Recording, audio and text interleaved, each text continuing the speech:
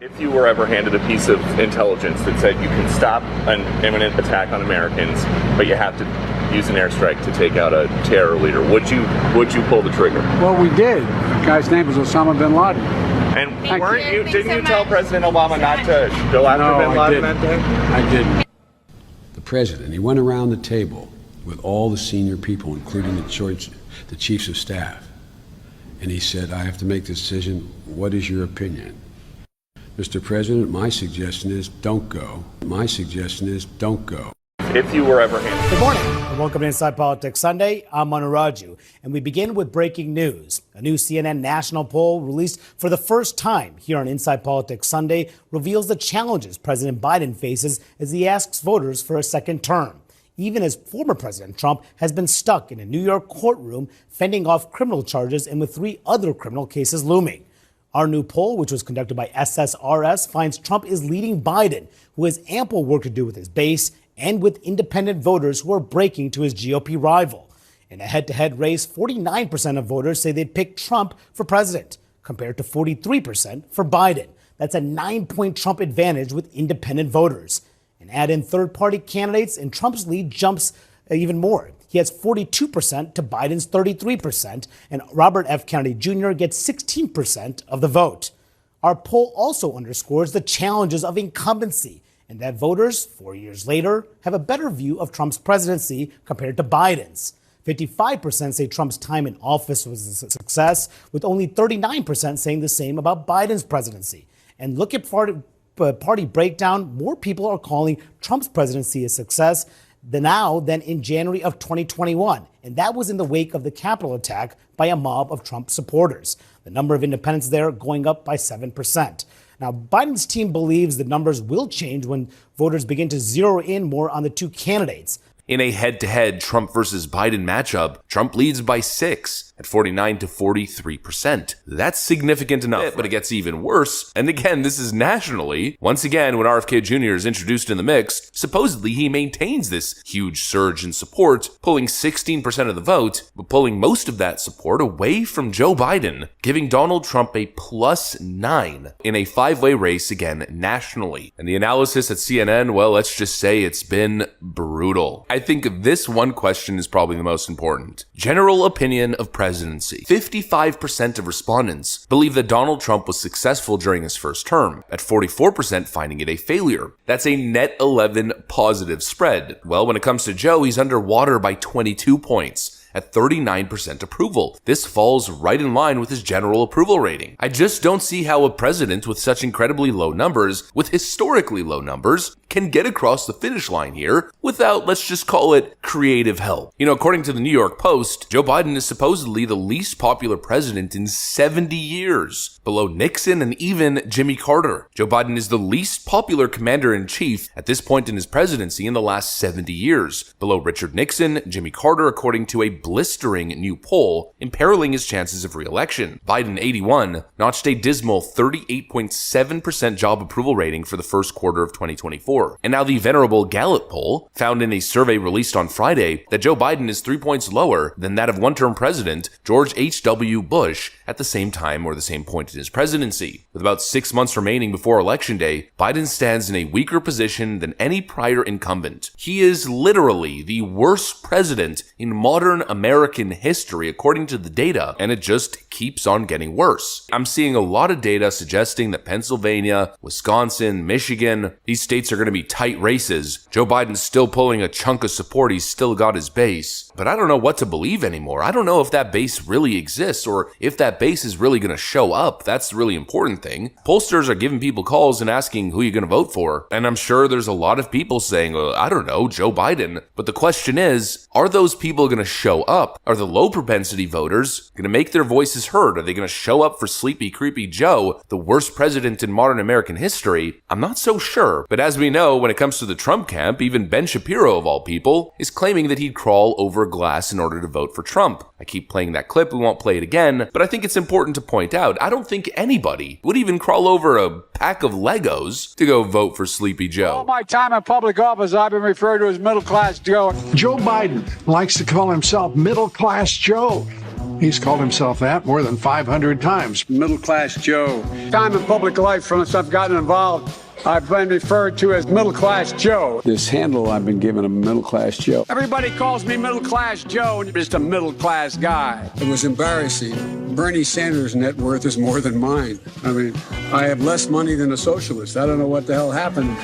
Kid who just climbed out of a coal mine with a lunchbox from Scranton. I'm the kid from Scranton. Middle Class Joe. Middle Class Joe. Middle Class Joe. Middle Class Joe. I'm Middle Class Joe. I know they call me Middle Class Joe. I know I'm referred to as Middle Class Joe. Called me Middle Class Joe. Yes, good old Joe. I should have had a Republican kid. So when they put me in a home, I'd have a window with a view. You know what I mean? My mother and father dreamed as much as any rich guy dreams. Absolutely.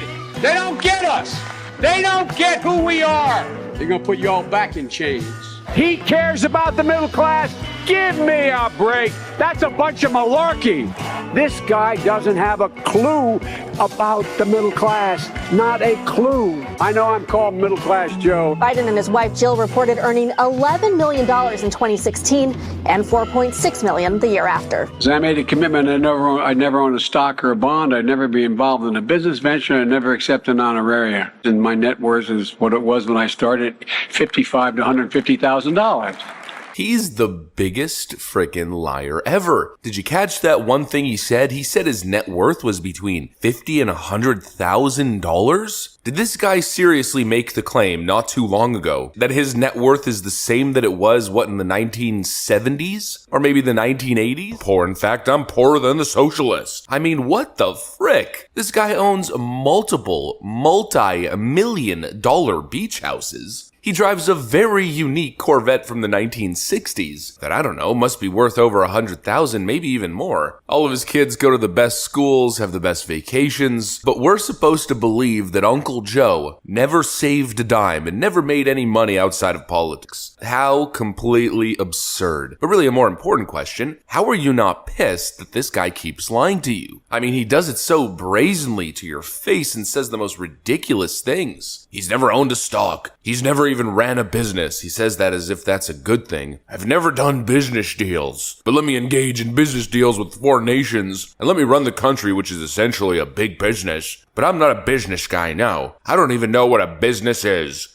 That's how middle class I am. What a freak. And it's especially worse hearing this stuff when we know that yes, Joe, you never held a stock, you never owned a stock, apparently, but you certainly owned a crackhead son who was on the board of Burisma and strong-arming Chinese billionaires into giving you multi-million-dollar payments. I've never seen anything like it. I mean, how absolutely absurd. This guy's a freaking Looney Tunes character at this point. A Looney Tunes villain. He is the most disingenuous man in Washington. He is the biggest liar. He's been doing this for decades. Fake news. Even though it was just revealed that there's now new details about Jim Biden's foreign fundraising efforts that indicate that President Joe Biden's brother partnered with a Qatari government official in his quest to find money for a U.S. healthcare venture, one of which Joe Biden later received a check from. Remember the unexplained $200,000 check that Joe Biden cashed? It was supposedly a loan repayment. Then we learned that it had something to do with the healthcare venture. Well, there it is. Jim Biden was funneling money from the Qataris, and it was making its way to Joe Biden's bank account. Who needs stocks when you send your family members as corrupt money-grabbing mules? No, well, clearly Scranton Joe doesn't need any stocks, because he's a real middle-class guy, making $16 million in a single frickin' year in 2016, followed by another 5 the year after. That's Scranton Joe. I'm just gonna play a clip that featured on Fox News the other day, and I'll preface the video by saying Joe Biden is the biggest liar I've ever seen.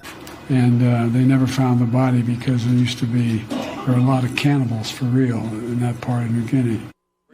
For real. It's always followed by a for real, or it's true, or I'm not joking, right, or it's not hyperbole. So Biden's account is that his uncle, who's was part of a World War II crew, shot down, of course, not supported by any military reports or records. The Pentagon doesn't mention anything about cannibals, nor is there any evidence suggesting it. So maybe it was family myth and family lore. Yeah. I don't know. He's worked a blue-collar experience during his Irish, Puerto Rican, Greek upbringing. You said it, Will. He's Forrest Gump.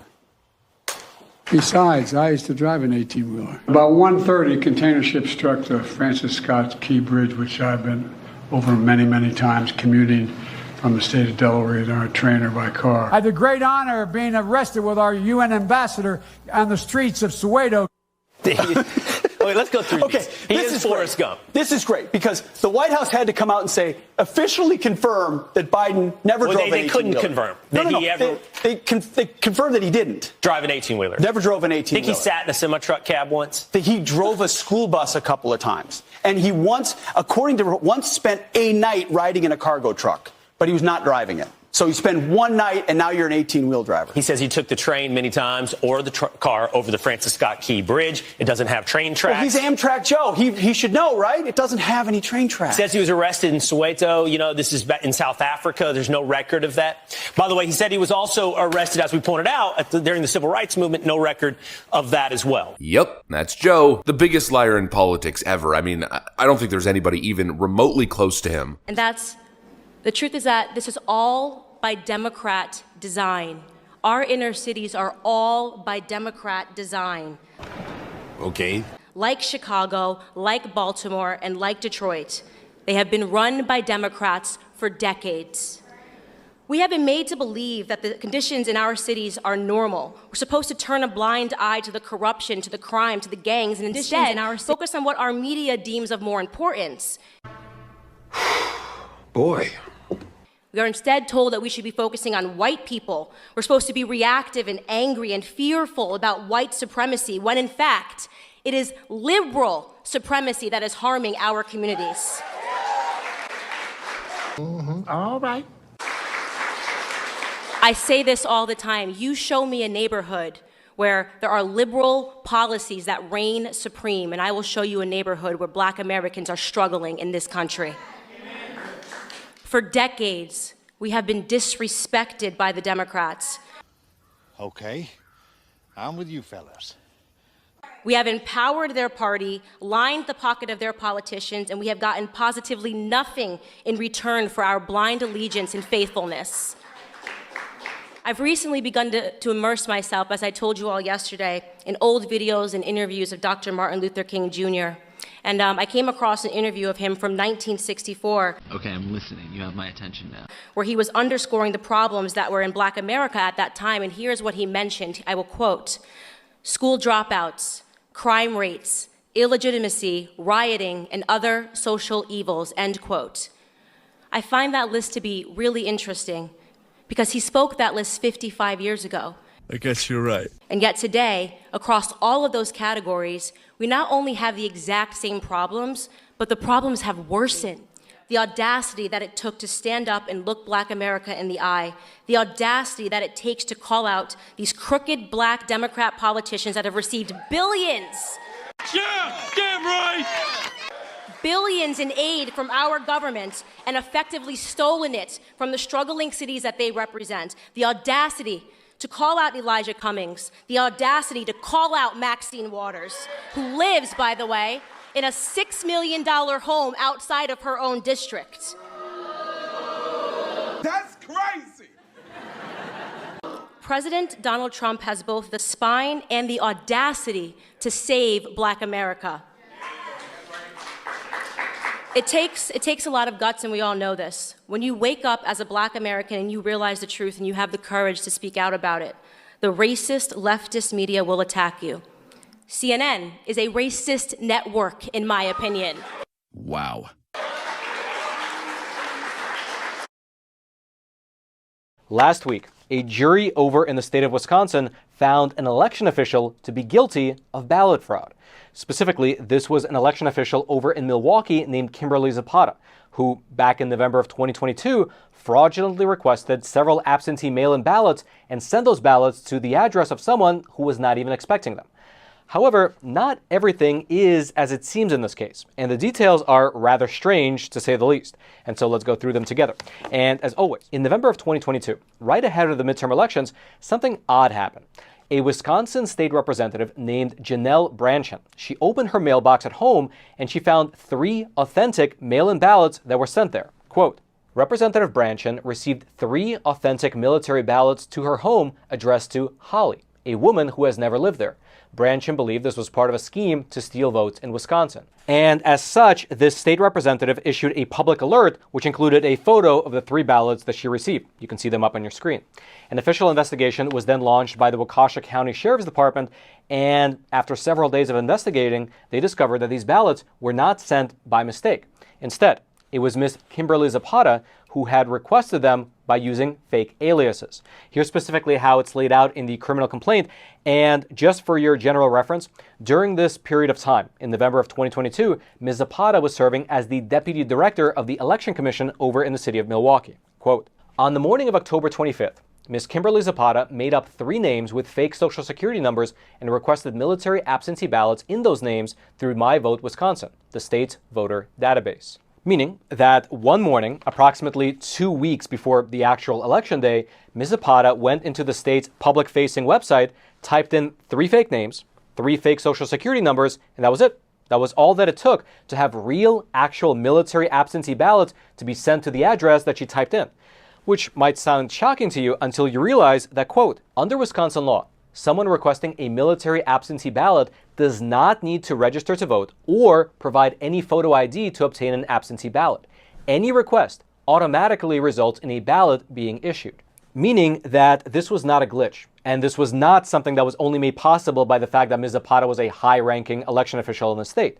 Instead, this is just how the system in Wisconsin works. Anyone, they can log in, enter some information, real or fake, and that's it. Their mail-in ballots will arrive within several business days.